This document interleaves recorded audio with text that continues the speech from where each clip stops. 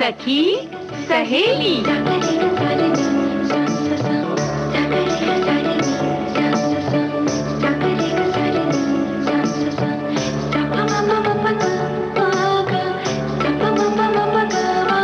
सखी सहेली।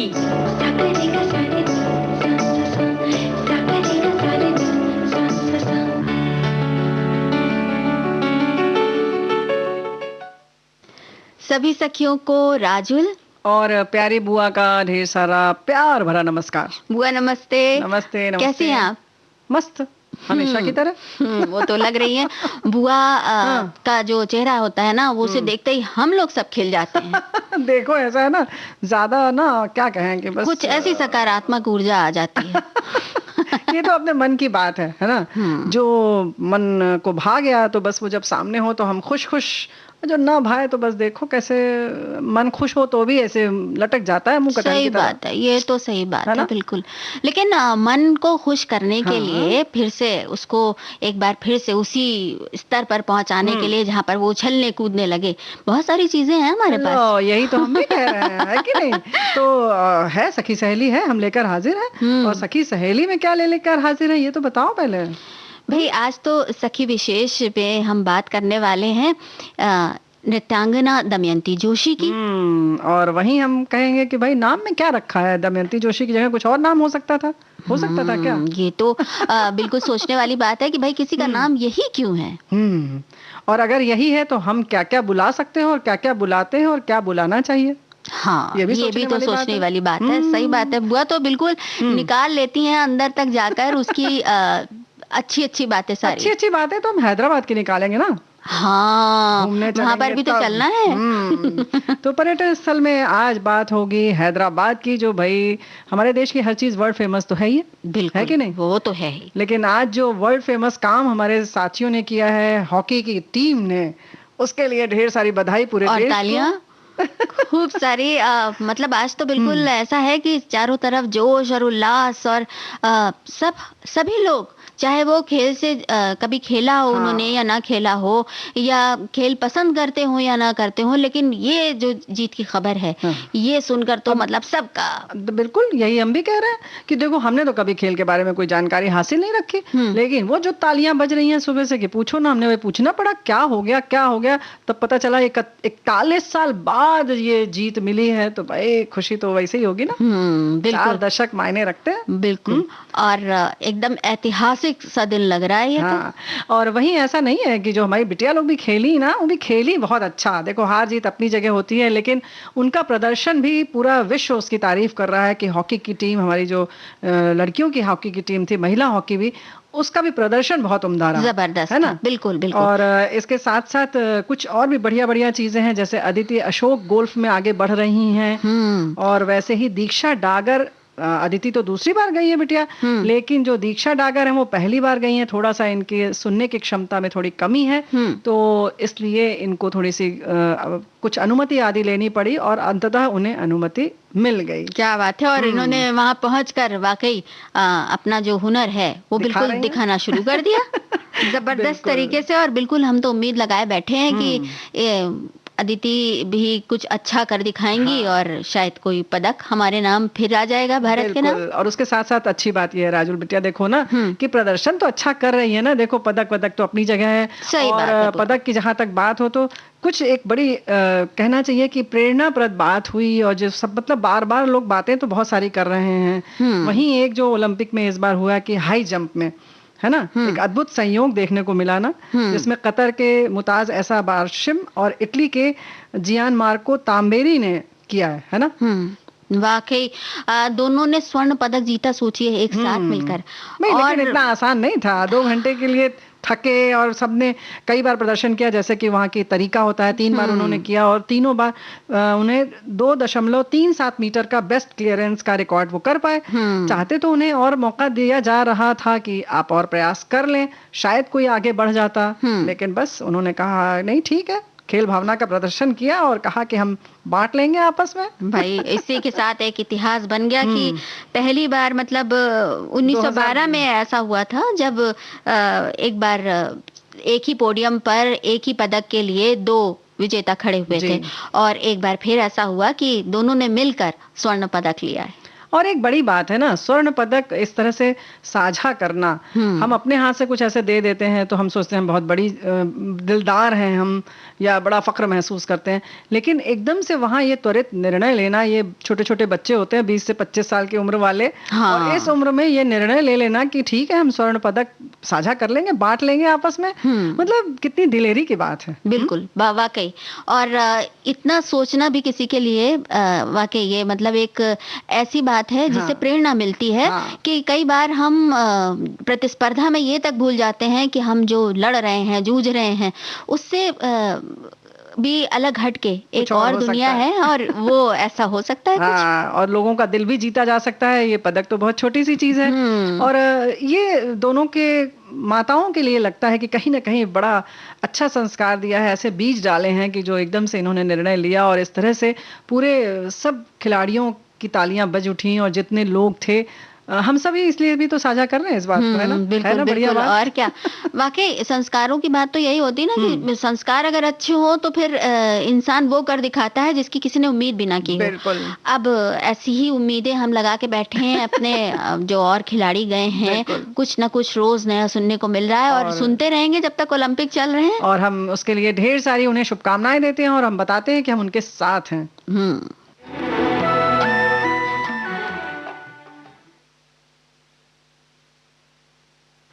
साथ तिरंगा है, ये विजय का उद्घोष है। तू ठान ले, तू ठान ले, तू ठान ले, तू ठान ले, अब जीत को अंजाम दे। एक खिलाड़ी दुनिया के किसी कोने में हाथ में तिरंगा लेकर के दौड़ता है, सारे हिंदुस्तान में ऊर्जा भर देता है। वहाँ एथलीट्स दम लगाएंगे, आप यहाँ से हौसला बढ़ाओ। Cheer for India. तो भाई भारत को हम लगातार इस तरह से यहाँ पर अपने खिलाड़ियों का मनोबल बढ़ा रहे हैं, और यहाँ पर देखिए ना बुआ की जो मौसम है वो भी मनोबल बढ़ाने में कोई कसर नहीं छोड़ रहा है। हाँ, मनोबल बढ़ा रहा है। कहीं कहीं बड़ी दिक्कत है, जैसे कि राजस्थान में कुछ जगहों पर इतनी ज्यादा बारिश है, लोग परेशान हो जा रहे हैं, लेकिन वहीं कुछ अपना इधर उधर पेंग मार रहे हैं, उसका भी मजा ले रहे हैं। हाँ बिल्कुल भाई, सावन के तो रंग निराले हैं, झूले, मेहंदी और क्या क्या लेकर आता है सावन, और इसके साथ ही साथ लोगों के मन में खुशी भी लेकर आता है। बस बारिश जो महारानी है वो थोड़ा थम थम के बरसे। कितनी हो ये बताओ? बस इतनी बरसे कि भाई लोगों को दिक्कत ना हो। यही तो मुश्किल है राजुल। जैसे कि एक ऐसे ही वाकया है, भगवान भी क्या करे बताओ, धूप करें कि बारिश? क्योंकि कुछ लोग मानते हैं जिनके घर में मिट्टी के बर्तन बन रहे हैं उन्हें धूप में सुखाना है। तो जैसे कि एक पिता है, उनकी 2 बेटियां, अब एक ब्याही थी ऐसी जगह जहाँ मिट्टी के बर्तन बनते थे, और एक ब्याही थी जहाँ पर खेती होती थी। तो इत्तेफाक से गए एक बिटिया के पास, पहले बड़ी वाली क्या, तो सब हालचाल ले लिया, सब सामान असबाब दे दिया, मिठाई उठाई दे दिया बिटिया को, और उसके बाद कहा और क्या हालचाल है दामाद जी? बोले बस पिताजी ये मनाइए कि भगवान से कि धूप निकल आए। उनका अच्छा ठीक है। अब भाई बिटिया की बात मकर सोचा कि चलो भगवान से यही मनाते हैं। उसके बाद दूसरी बिटिया के पास गए, वहाँ दामाद जी ने कहा कि बाबूजी मनाइए कि पानी बरसता रहे तो थोड़ा धान वान जो लगा है ठीक से आ जाए। अब बताओ क्या करें? तो बड़े असमंजस में पड़ गए पिताजी। तो बस हमारे जो पिताजी है ना भगवान जी, वो भी ऐसे असमंजस में आ जाते हैं। कुछ लोग कहते हैं ये करो, कुछ लोग कहते हैं वो करो, हम ये चाहते हैं तुम वो चाहते हो, तो वे सोच लो क्या चाहते हो। हाँ मतलब किसी को नुकसान ना हो और बारिश का आनंद ले सके लोग, बस हम यही चाहते हैं कि कोई परेशान ना हो, और एक बात और है राजुल कि जहाँ भी जो लोग परेशान हो रहे हैं वहाँ अगर हम कुछ मदद के लिए हाथ बढ़ा सकते हो तो उसके लिए भी आप अपना झोली है वो खोल कर रखिए। चाहे वो आपको हो सकता है कार सेवा करनी पड़े, हो सकता है धन देना पड़े, कुछ समय देना पड़े, इन सब के लिए। लेकिन फिलहाल जो सावन की पूरी रंगीनी जो है ना, जो कहते हैं कि कजरी गाई जाती है, झूला गाया जाता है, हिंडोला होता है, मेहंदी लगाई जाती है, उन सब का भी मजा लेते रहना चाहिए। बिल्कुल, तो चलिए हम भी लेते हैं ना मजा। चलो चलो। सखियाँ झूलन चली फूल बगियन, घिर आई कारी बदरियाना। सखियाँ झूलन चली फूल बगियन, घिर आई कारी बदरियाना। सखियाँ झूलन चली फूल बगियन, घिर आई कारी बदरियाना।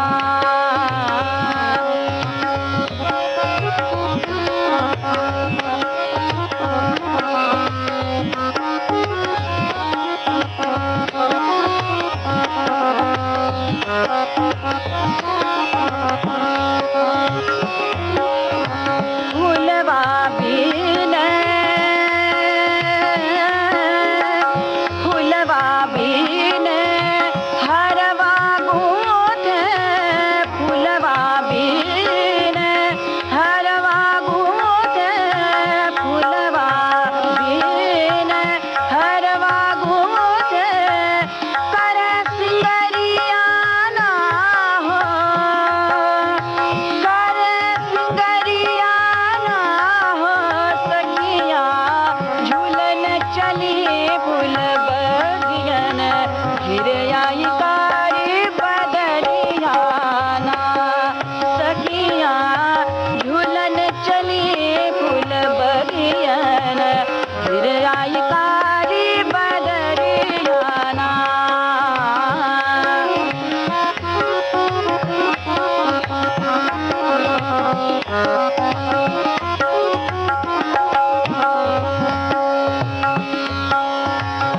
उमड़ घटा चाहूं दिस आई, उमड़ घटा चाहूं दिस आई। पर कुहरियाना हो, पर कुहरियाना हो। सखियाँ झूलन चली फूल बगियन, घिर आई कारी बदरियाना। सखियाँ झूलन चली फूल बगियन, घिर आई कारी बदरियाना।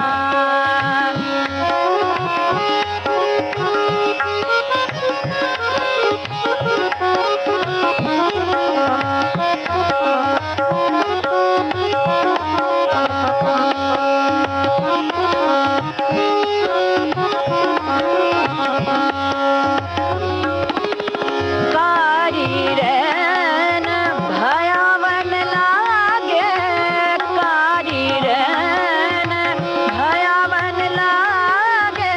कारी रैन भयावन लागे। बिन सांवरियाना हो, बिन सांवरियाना हो। सखियाँ झूलन चली फूल बगियन, घिर आई कारी बदरियाना।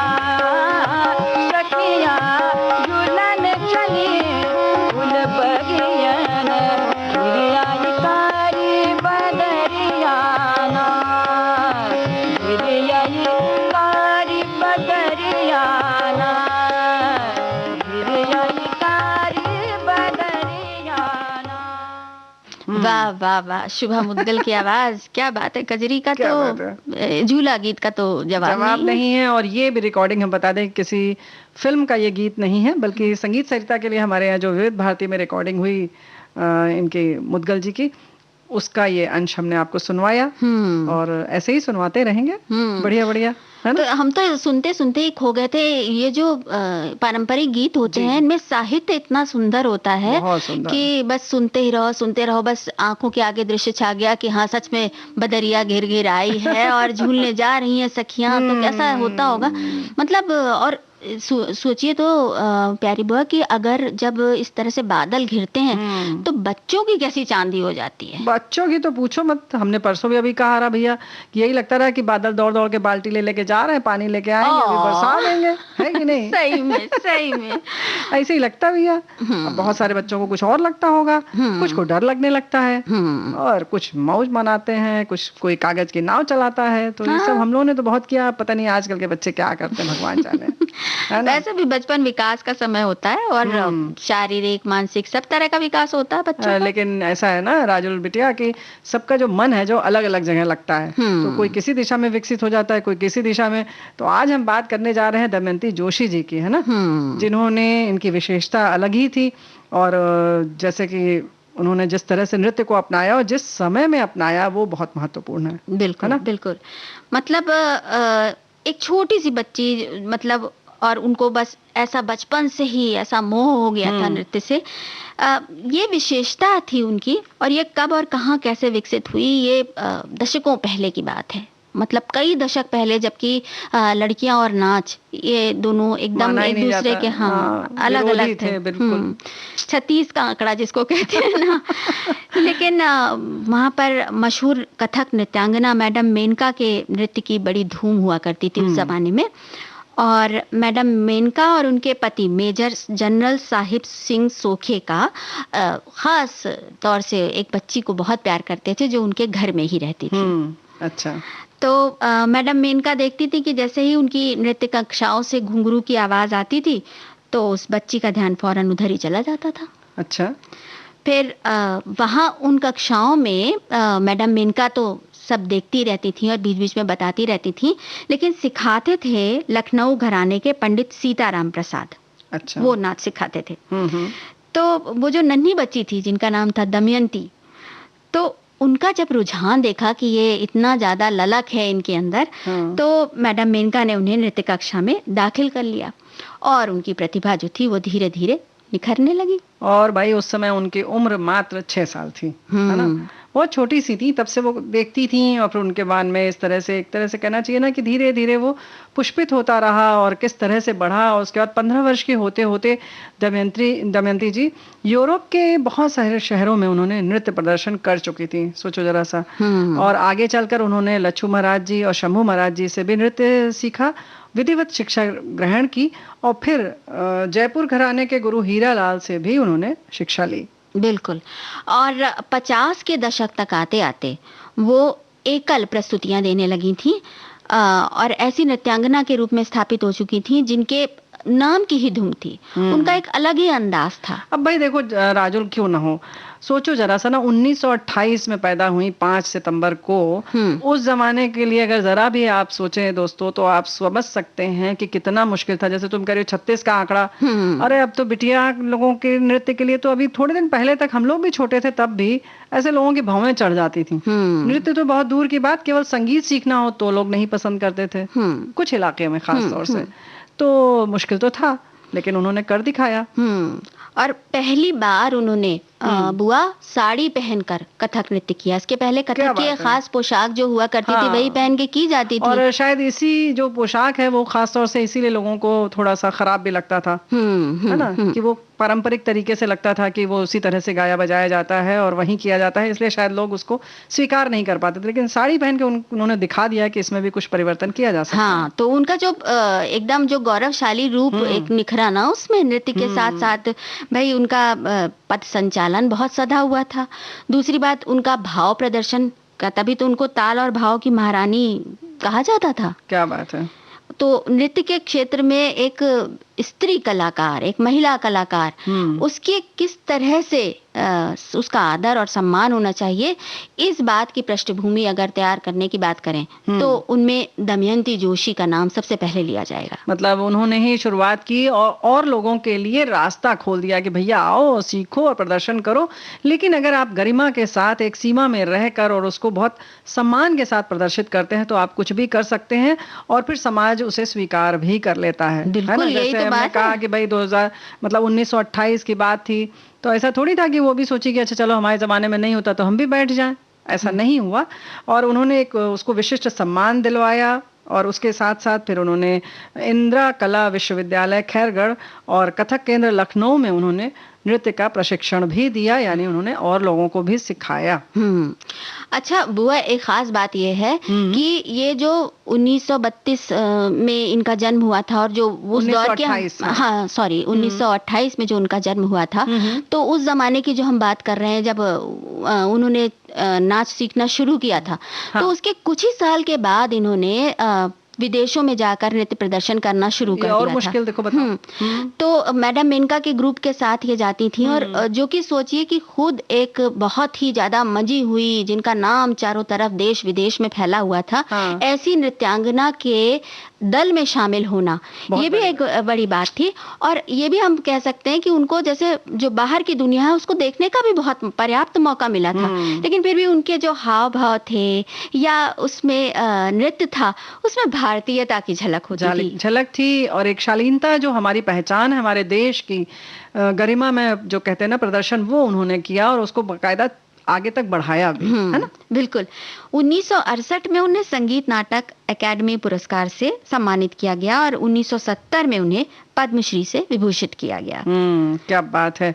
और नृत्य पर फिल्म डिवीजन द्वारा फिल्म में उनका नृत्य देखा जा सकता है क्योंकि संग्रहित किया गया। और इसके अलावा दमयंती जोशी, इसी नाम से उनके ऊपर एक फिल्म भी बनी और फिर 19 सितंबर 2004 को इन मधुर घुंघरुओं का संगीत शांत हो गया, लेकिन अभी भी गूंज रहा है। उनके जो पद संचालन की खनक है या जो हम उनका नृत्य प्रदर्शन जिन्होंने देखा है या जो उनके सिखाए हुए शिष्य हैं, उनके जरिए जो उनकी कला है वो आज भी अपनी खुशबू चारों तरफ बिखेर रही है। बिल्कुल।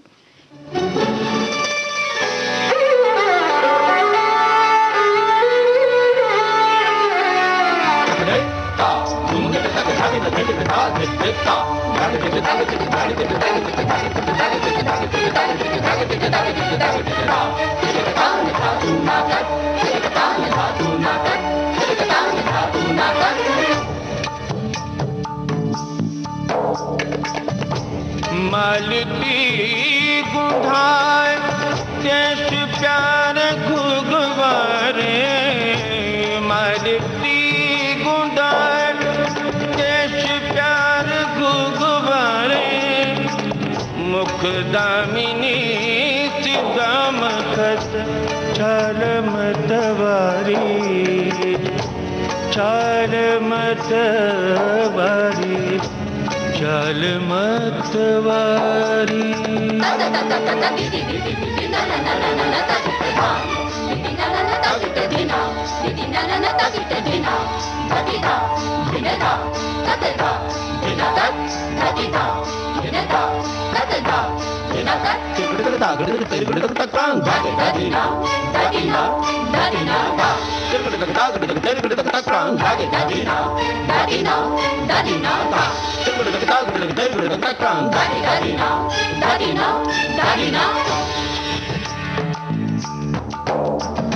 ढाई शाम रोक लई, रोक लई, रोक लई, ढाई शाम रोक लई, औचक मुख चूम लई, मुख चूम लई, मुख चूम लई, सर से मोरी चुनरी गई, गई, गई, सर से मोरी चुनरी गई, सरक सरक सरक, सरक सरक सरक, सरक सरक सरक। काहे छेड़ छेड़ मोहे गरवाला गाए, काहे छेड़ छेड़ मोहे गरवाला गाए, काहे छेड़ छेड़ मोहे। नंद को लाले सोठीत, नंद को लाले सोठीत, बरबस मोरी लाजनी, लाजनी, लाजनी, बरबस मोरी लाजनी, बिंदा शाम मानत नाही, बिंदा शाम मानत नाही, कासे कहूँ मैं अपनी जीवा की सुनत नाही माई, काहे छेड़ छेड़ मोहे।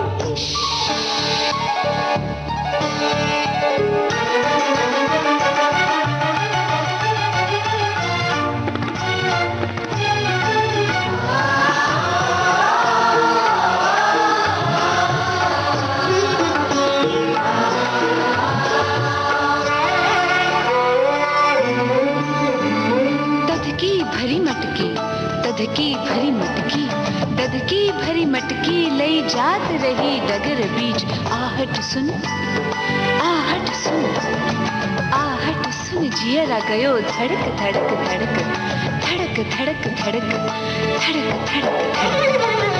आहे छेड़ छेड़ छेड़ मोहे,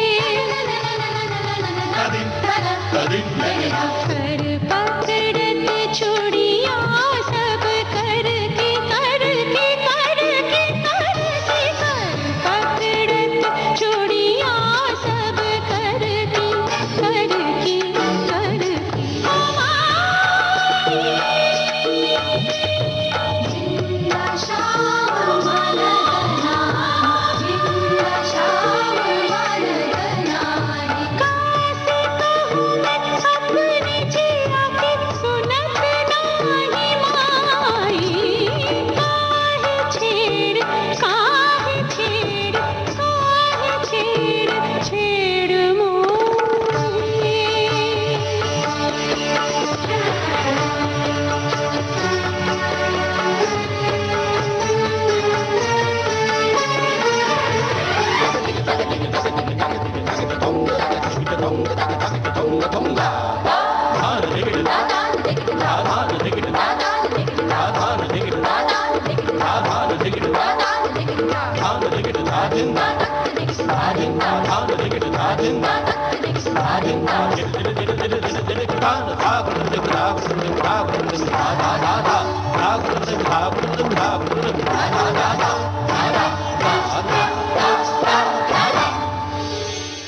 वाह वाह वाह वाह, क्या टुकड़े हैं। कथक तो ऐसा नृत्य है कि बस मन मोह लेता है। भाई मन मोह लेता है। और ये तो हमारे बहुत सारे साथियों को पता होगा कि इस फिल्म का नाम देवदास फिल्म का जी। गाना था ये। और कितना सुंदर गाना माधुरी दीक्षित पर फिल्माया गया था। लेकिन नृत्य बहुत सुंदर है ना। तो ये जो है नृत्य का निर्देशन इसमें हम लोग जैसा जानते हैं कि बिरजू महाराज जी ने किया है, पंडित बिरजू महाराज जी ने।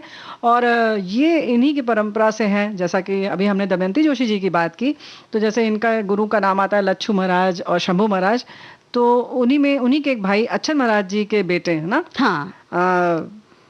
अभी हमने बिरजू महाराज जी का नृत्य निर्देशन देखा। हाँ। और ये जो बंदिश है ये बिंदा दीन महाराज जी की है ना। जी जी जी, बिंदा शाम मानत नहीं। हाँ, बिंदा शाम मानत नहीं। तो बिंदा दीन महाराज जी की ये बंदिश बहुत खूबसूरत, और इसी को इस फिल्म में शामिल किया गया, और बहुत सुंदर नृत्य।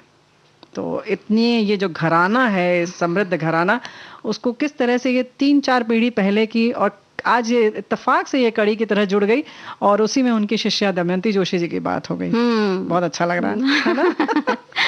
तो ऐसे कड़ी से कड़ी जुड़ती जाती, हाँ, संयोग बनता जाता है। जैसे कि आज पर्यटन स्थल को में के रूप में हमने हैदराबाद को चुना। हाँ ना, क्यों चुना?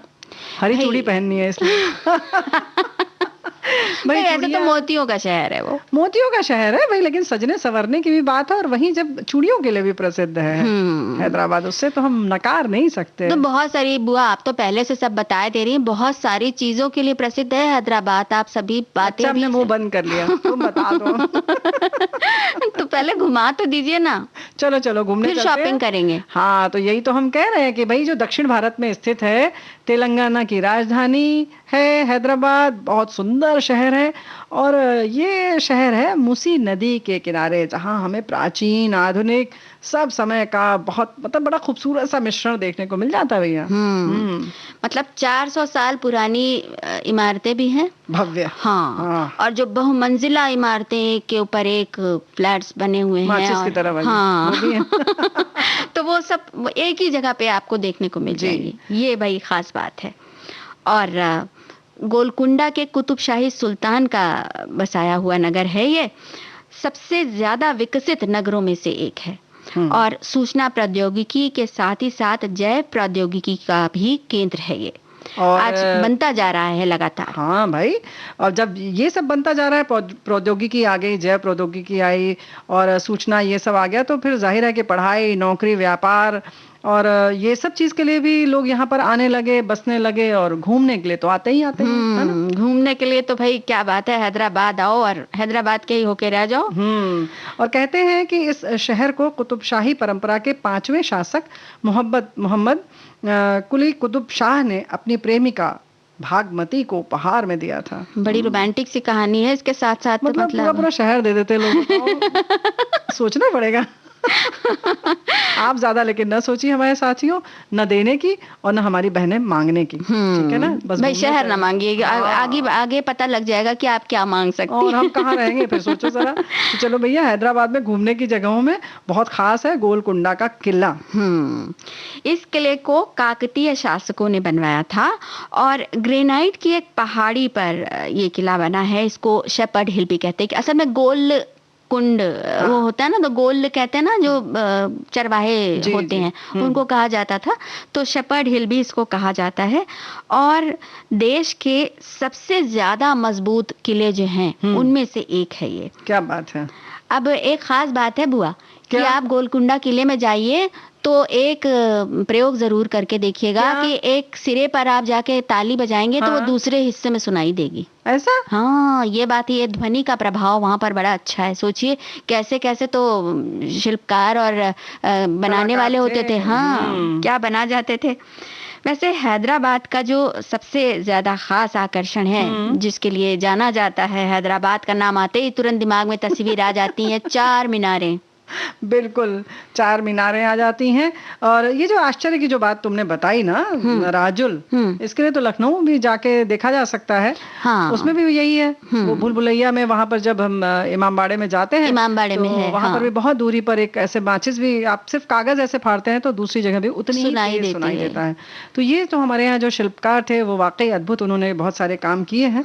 और मतलब क्या कहना चाहिए।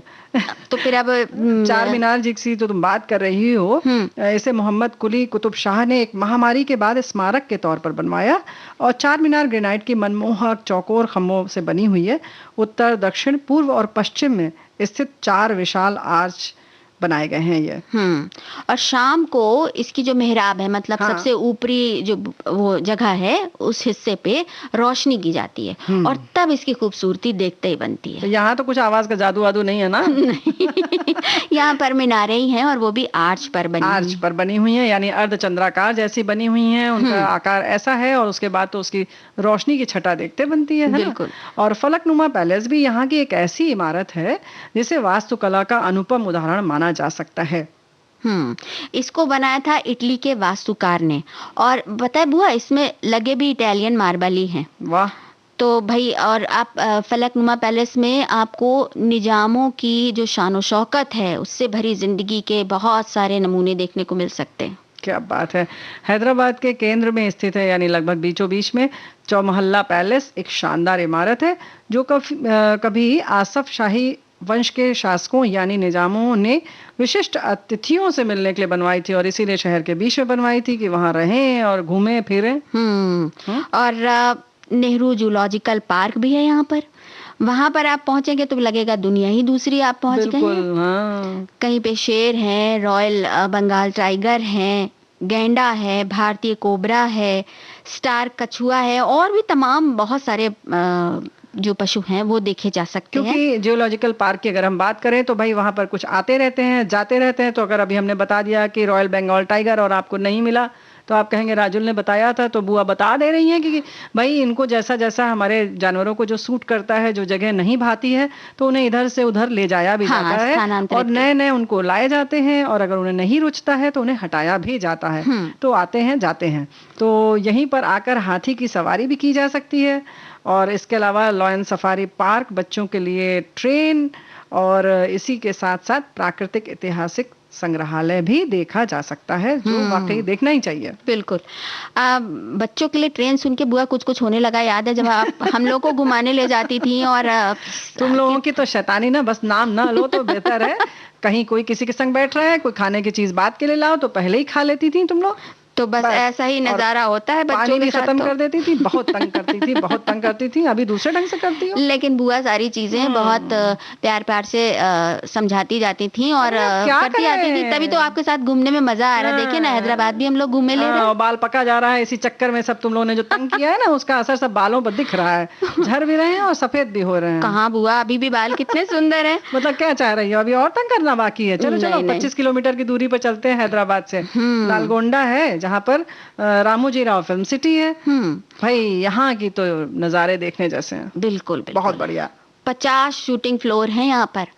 और मतलब इतने सारे बाग बगीचे हैं कि आपको लगेगा अरे वाह, कहाँ आ गए, जन्नत में आ गए। और इसके अलावा बुआ सुनिए ना, आप कहीं जाएंगी तो देखेंगी कि एयरपोर्ट है, तो आप सोचेंगे अरे हम तो एयरपोर्ट पे आ गए। या रेलवे स्टेशन मिल जाएगा, या बाजार मिल जाएगा, या अस्पताल मिल जाएगा, ऐसे बहुत सारे सेट हैं। जी हाँ, वहाँ पर कोर्ट कचहरी सब बना हुआ है, हर तरह के घर हैं।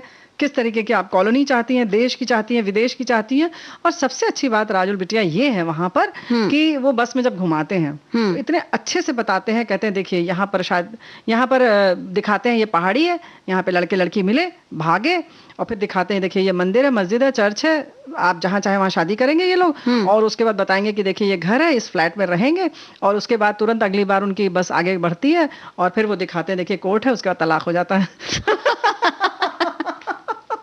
ये तो भाई बहुत मतलब वो देखो दुनिया की सच्चाई सब साथ में चलती है, ये बुरी बात मत बोलो। मतलब उन्होंने ये भी बता दिया, आप चाहें तो दाहिनी तरफ दिखाते हैं कि आप इधर भी जा सकते हैं घूमने, लेकिन जरूरत पड़े तो इधर भी जा सकते हैं। तो कुछ इस अंदाज सभी तरह का इंतजाम है वहाँ पर। तो शूटिंग के लिए होता है। और वो ट्रेन दिखाते हैं बड़ी खूबसूरती से कि देखिए ट्रेन खड़ी है, यहाँ जाती है, वहां जाती है। फिर कहते हैं थोड़ा गौर कीजिए, नीचे इसमें पहिए नहीं है, ये शूटिंग के लिए है बस। लेकिन वो सारे नज़ारे बुआ कैसे, बिल्कुल आपको थोड़ी देर के लिए तो एकदम ठगा सा आप देखते रह जाते हैं सारे। बिल्कुल। और इसके खास बात यहाँ पर एक और है, इसमें बकायदा बताते हैं कि किस तरह से शूटिंग होती थी पहले। तो बकायदा दिखाते हैं कि वहां पर आपको अनुभव भी कराते हैं कि किस तरह से, अगर वो बसंती वाला जो है शोले का दृश्य कि उसमें वो बैठी हुई है तांगे पर, तो वो दिखाते हैं कि एक कुर्सी है बैठा देते हैं और उसको दिखाते हैं कि कैसे आप चला रहे हो तो लगता है तांगा चल रहा है। और फिर बताते हैं कि उसके पीछे के पेड़ के नजारे कैसे, और फिर बताते हैं कि किस तरीके की आवाज आएगी। क्या बात तो वो पूरा उसका एक एक कमरे में इस तरह से आपको अनुभव कराते हैं। वहीं वो आंधी तूफान आती है तो बकायदा आपकी जमीन जो कुर्सियों पर बैठे वो हिलती है, ऊपर से कंकड़ पत्थर छोटे छोटे, या कहना चाहिए कि वो पत्तियां वगैरह भी उड़ती हैं, तो ताकि आपको यह एहसास हो कि किस तरह से आंधी तूफान के दृश्य बनाए जाते हैं। मतलब बिल्कुल आपको असली आपको लगने लगेगा कि आप ही अभिनय कर रहे हैं फिल्म में, और बिल्कुल वही सब हो रहा है जो लिखा गया है। तो कुछ इस तरह से आपको अनुभव कराते हैं, तो आप आनंद ले सकते हैं उसका।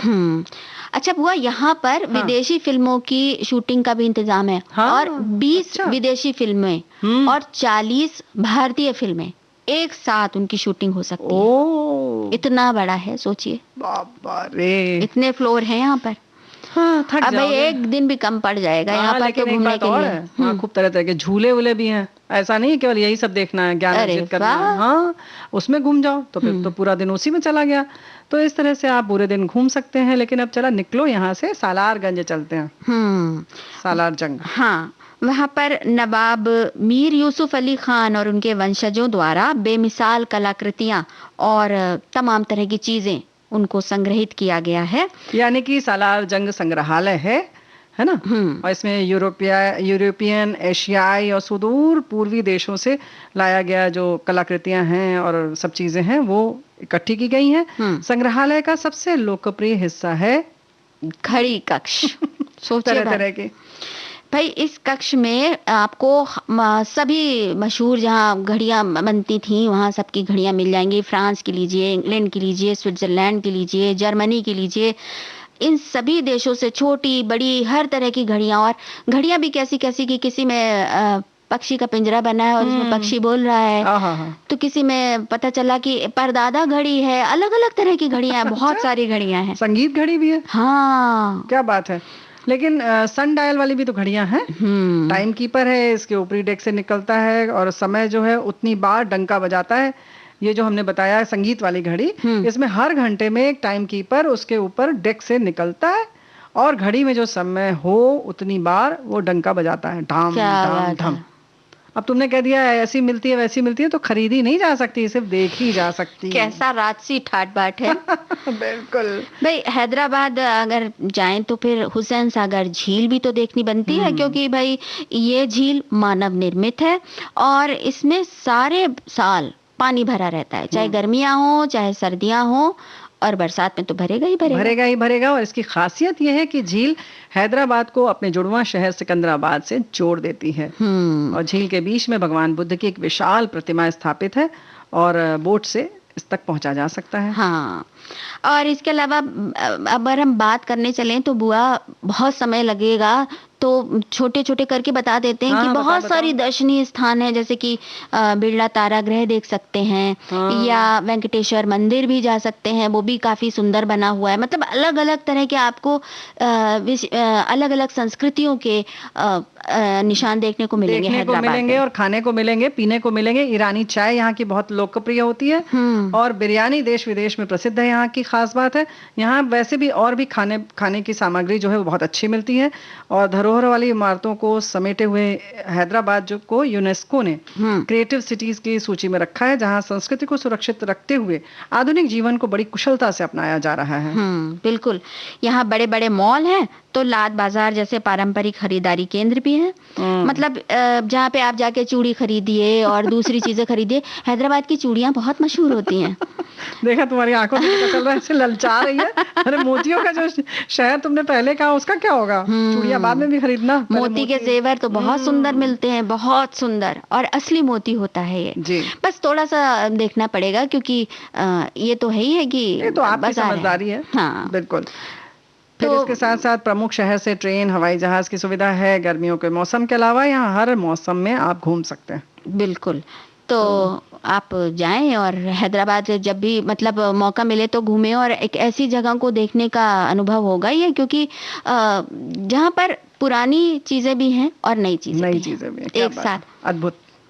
भाई हम तो चूड़ी लेकर आएंगे। चलो चलो।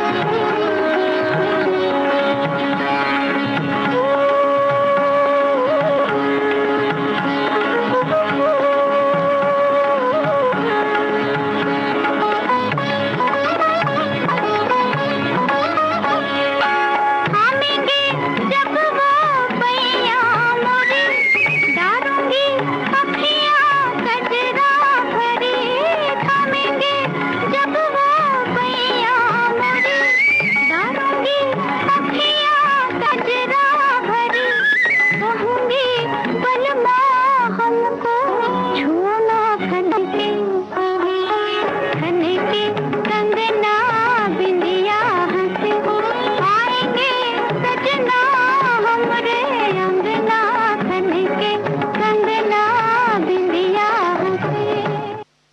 तो भाई खन के कंगना भी हो गए और हैदराबाद भी घूम आए हम, अब क्या किया जाए।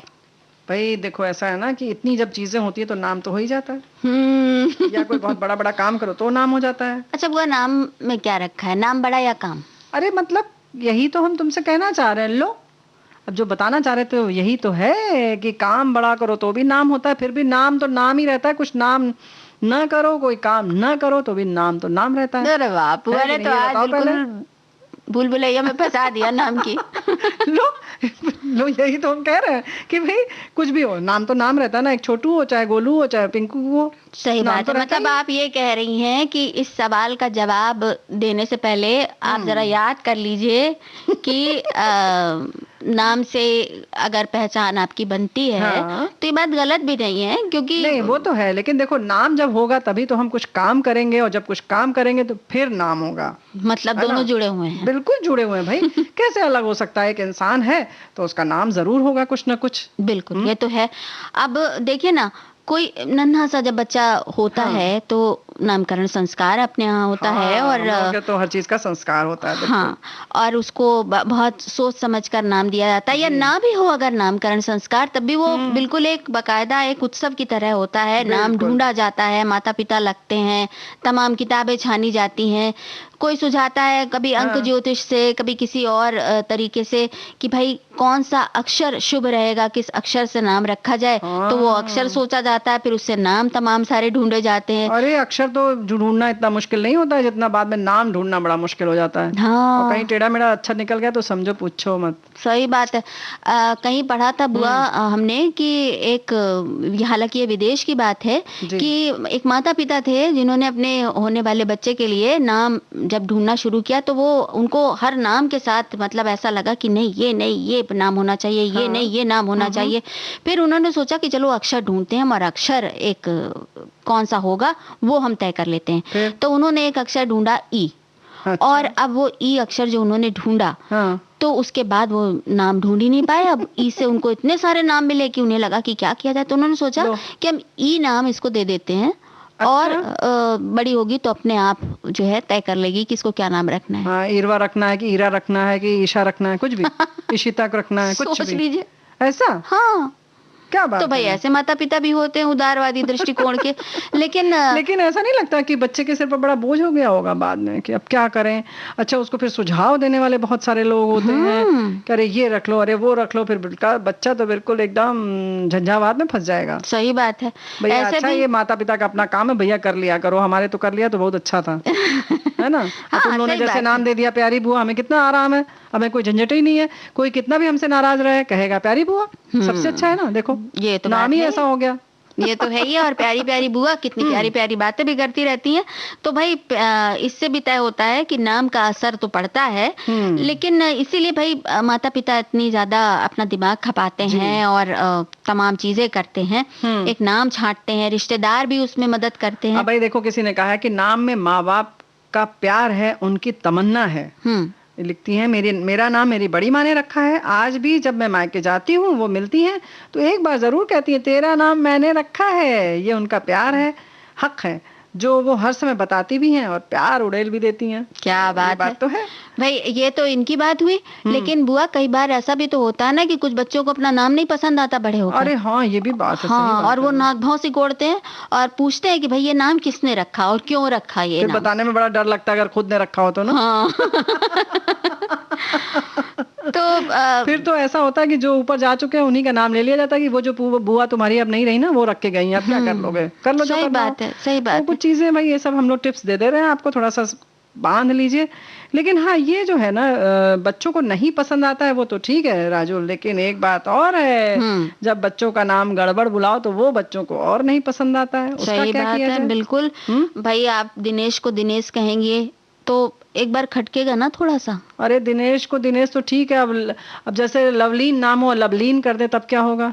कहर टूट पड़ेगा बच्चे के ऊपर। बच्चा हमेशा यही सोचता रहेगा कि जैसे प्रताप बच्चों का नाम होता है और प्रताप कर दिया जाता है। हाँ, अब ये बात भी है। अर्थ का अनर्थ हो जाता है। सही बात है, क्षमा को क्षमा कर देते हैं। हाँ, मीनाक्षी मीनाक्षी हो जाती हैं। हाँ, भाई मतलब पूर्णिमा पूर्णिमा हो जाती है। पूर्णिमा तो बहुत आराम से हो जाती हैं, और दिव्या नाम तो वैसे बहुत आसान लगता है, लेकिन बहुत कम लोग बोल पाते हैं। अक्सर लोग विद्या कर देते हैं और विद्या भी नाम भी हो तो विद्या विद्या कर देते हैं, तो बड़ा मुश्किल हो जाता है। ऐसे ही लावण्या नाम सिर्फ इसलिए नहीं रखा गया किसी के घर में कि कहीं लावड़ लावड़ ना हो जाए। हाँ, तो पहले तो लावड़ लावड़ होंगे, फिर रावण रावण हो जाएगा। तो बच्चे चिढ़ाने में भी नहीं चूकते हैं। ये तो हो गई कि बड़े लोग नहीं बोल पाते हैं, या कुछ लोग नहीं बोल पाते हैं, या उनका कुछ आदत ऐसी होती है। लेकिन कुछ लोग जानबूझ के जैसे बिगाड़ते हैं, तो हाँ। उसमें तो भाई पूछो मत। बहुत बहुत मुश्किल होती है। मतलब आजकल तो बच्चे कुछ इसके साथ चलने भी लगे हैं और इस बात को निभा भी लेते हैं। जैसे कि एक शोध हुआ कि जो पहले के बच्चे होते थे, हाँ। तो अगर उनके नाम के साथ उन्हें कोई समस्या होती थी तो उनका व्यक्तित्व जरा दूसरी तरह से विकसित होता था। जैसे कि वो थोड़े से आत्म केंद्रित हो जाते हैं, हाँ। अंतर्मुखी हो जाते थे, और ज्यादा किसी से घुलना मिलना नहीं। और कई बार तो ये भी देखा गया कि वो किसी खास कोर्स में अगर उन्होंने प्रवेश लिया है तो उस कोर्स को वो बीच में ही छोड़ देते थे, इसी चिढ़ाने की वजह से। सही बात है। लेकिन बहुत सारे लोग ऐसे भी होते हैं, शोध का ये भी नतीजा निकला कि आज भी ऐसे कुछ लोग हैं, लेकिन कुछ लोग ऐसे भी हैं जो इन सब परेशानियों को पार कर जाते हैं हंसते हंसते, और उनके नाम को आप कितना भी तोड़िए मरोड़िए, लेकिन वो अपने नाम की पहचान अपने पास तक सीमित रखते हैं और उसको अच्छी तरह समझते हैं और इस बात पर ध्यान ही नहीं देते। बिल्कुल सही बात है। वैसे जैसे कि एक अजय जी नाम के हैं, उनके 2 बच्चे हैं, एक का नाम है अरुण, एक का नाम है अंगद। तो उन्होंने बताया कि खुद ही बता रहे थे कि बड़े मजे से कि छोटे बेटे ने कहा कि पापा, उन्होंने किसी को ऐसे ही शुभकामना संदेश लिख रहे थे, तो अंग्रेजी में उन्होंने एक बड़ा ए लिखा, तो उसके आगे अपना नाम लिख दिया, अरुण, मतलब पहले अजय, फिर उसका अंगद लिखा, फिर अरुण। सबसे छोटे ने कहा पापा अगर ये ए हटा दें तो, बोले तुम सोचो तुम्हारा क्या होगा, हम तो जय रहेंगे और भैया भी तुम्हारा गद रहेगा, अंगद न से, और अंग्रेजी में देखो तो भी तुम रन हो जाओगे, RUN रन, तुम्हें भागना पड़ेगा और हिंदी में होगा तो ऋण रह जाओगे तुम। हाँ। तो भाई तुम अपनी सोचो, हमारा तो ठीक रहेगा। तो कुछ इस तरीके के प्रयोग भी घर में हो जाते हैं। सही बात है। अच्छा, तो नाम के बारे में कुछ और छानबीन की जाए? लेकिन नहीं, देखो हमारी साथी ने लिखकर जैसे भेजा है कि शेक्सपियर का नाम किसने नहीं सुना है, उन्हीं का कहना है कि what is in a name, यानी नाम में क्या रखा है। लेकिन गुलाब को यदि गुलाब ना कहकर कोई दूसरा नाम देंगे तो क्या उसकी खुशबू गुलाब जैसी नहीं रहेगी? अब गुलाब जैसी क्यों रहेगी, जब उसका जो वो नाम होगा वैसी ही रहेगी ना। हाँ, फिर हम गुलाब क्यों याद करेंगे? हाँ, और जब आपको वो खुशबू आएगी तो आपको तुरंत गुलाब याद आएगा। ये भी तो बात है ना कि उस खुशबू के साथ गुलाब जुड़ा हुआ है। तो नाम का तो है, और नाम की खोजबीन और करते हुए एक गाना सुन लिया जाए। ऐसा? हाँ हाँ, हाँ बिल्कुल।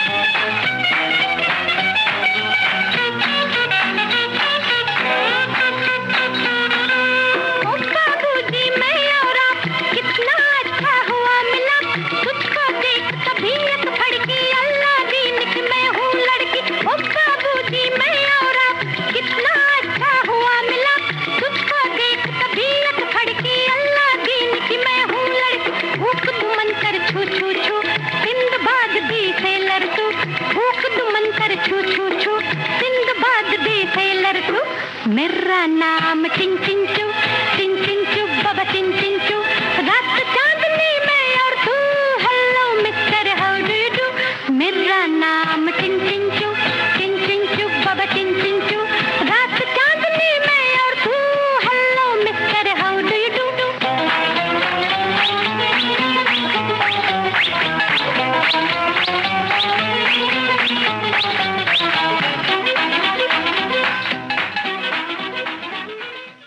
तो सोचिए बुआ, अगर किसी का नाम चिन चिन चू होता क्या मतलब है तो इसमें मेरा नाम चिन चिन चू बता रही हो और ये कहो कि कोई चिन चिन ची कर दे या चू चू चू बोल दे तो क्या हो जाएगा ये बताओ। सही बात है।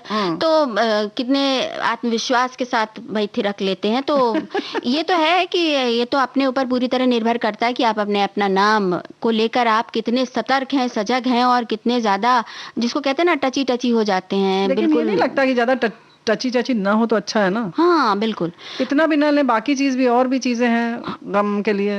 हाँ छोड़ दीजिए भाई, हमारी और भी चीजें हैं दुखी होने के लिए। सही बात है ना। और भी गम है जमाने में नाम के सिवा।